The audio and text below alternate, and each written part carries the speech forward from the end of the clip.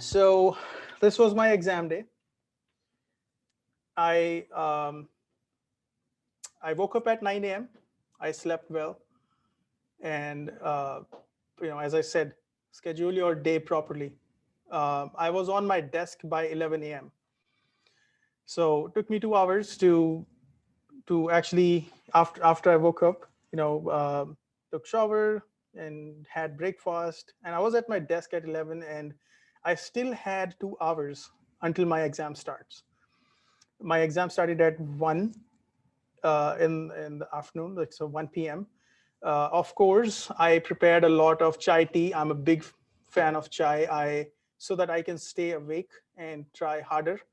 Um, Being Indian, I like tea over coffee. Sorry, but it's your choice. So just right amount of diet is important. I was revising my notes I had, and at 1 p.m. I received my package and started my exam after getting everything checked with the proctor.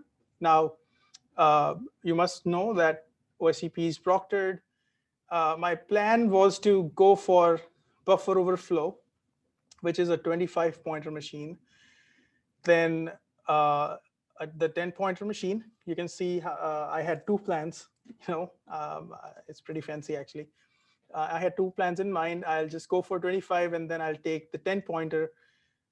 Then I'll go for 2020 machines, like the 20 pointer, and then followed by the 20 pointer. And then if I'll have time for the other 25 pointer machine, I'll do that. Otherwise, I'll just finish with 75, which is, the passing score is 70, and having 75 actually puts you in a safer spot.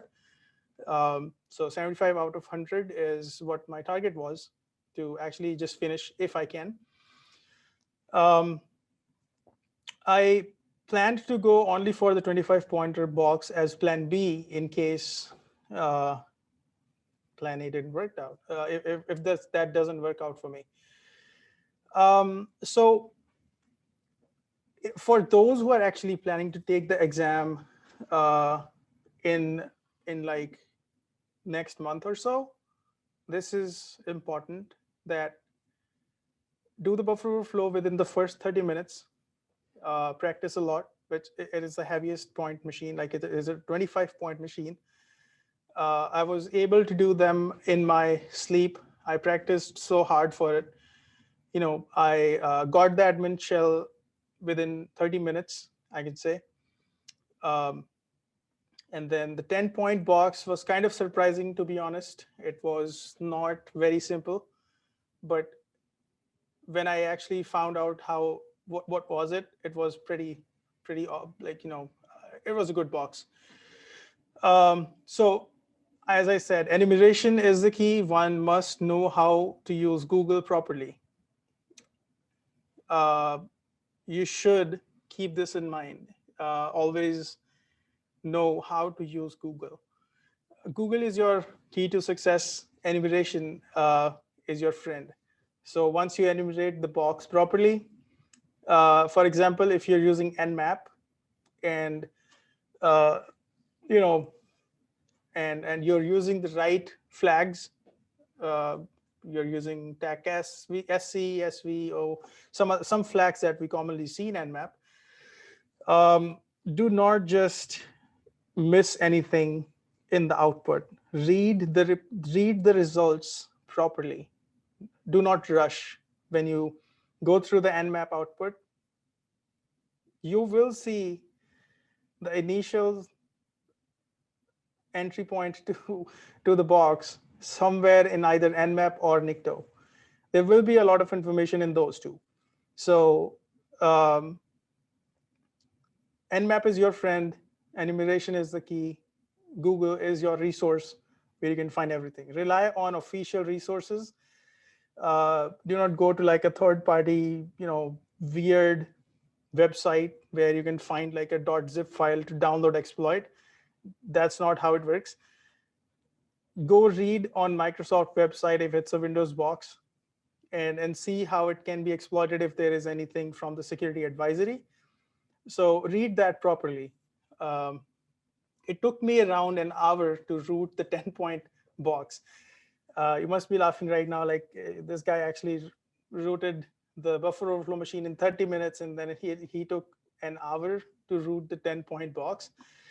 It was something straightforward, but I was thinking too much. Mine was a bit different than what I have heard usually about 10-pointer boxes.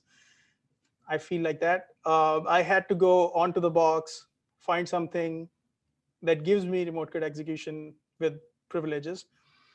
I actually saw a question in QA. I will actually take questions in a minute. But somebody actually asked, show us the right way to perform privilege escalation. Privilege escalation is not that hard. It's just that everything that you see on the box, maybe it can be a process or it can be a service. So look out for services, look out for uh, processes. If there is a scheduled task that's running on the box, it can be either that basically gives you a root shell once you execute it, or maybe you have to you have to create a custom payload.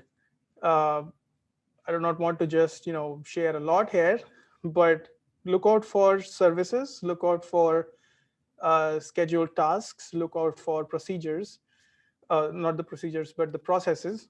So process, service, scheduled task, uh, and any third-party applications or softwares installed on the box. These four things will be your way to, or can be your way to privesk a box. Um, do not get fancy on your command line.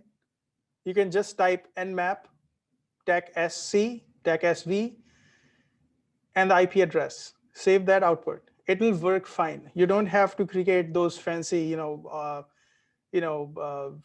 for I or like some weird scripts. You do not have to get that fancy. Proctors are not grading you uh, with those according to those super pro level commands that you're using. It's just if you can gather information as much as you can in less time, it's better for you.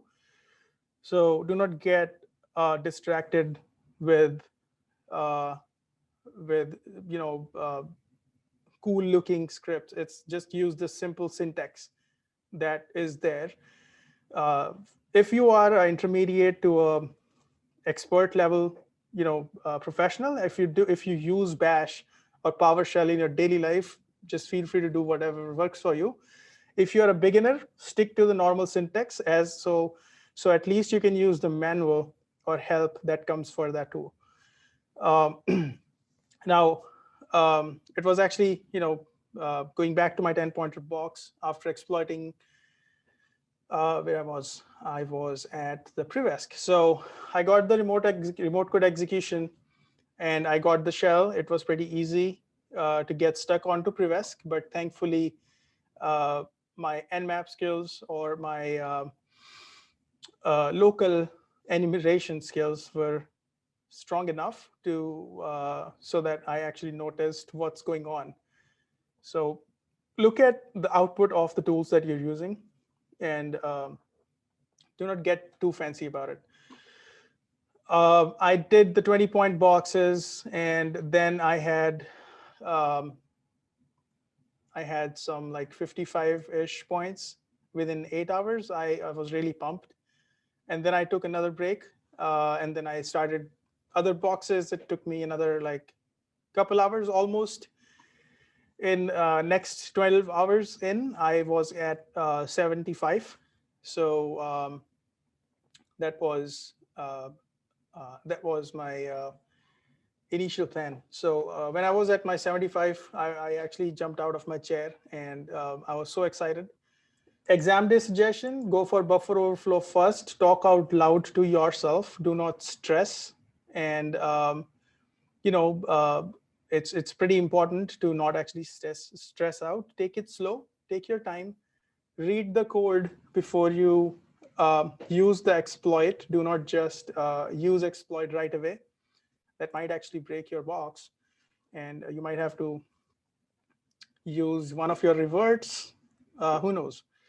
Box hopping is important. I actually found this from, it's important. Do not stay on the same box if it's not working out for you for a long time. Try to switch boxes. If a 10 pointer is not working out, forget it. You can always come back to that later. Go for the 20 pointer.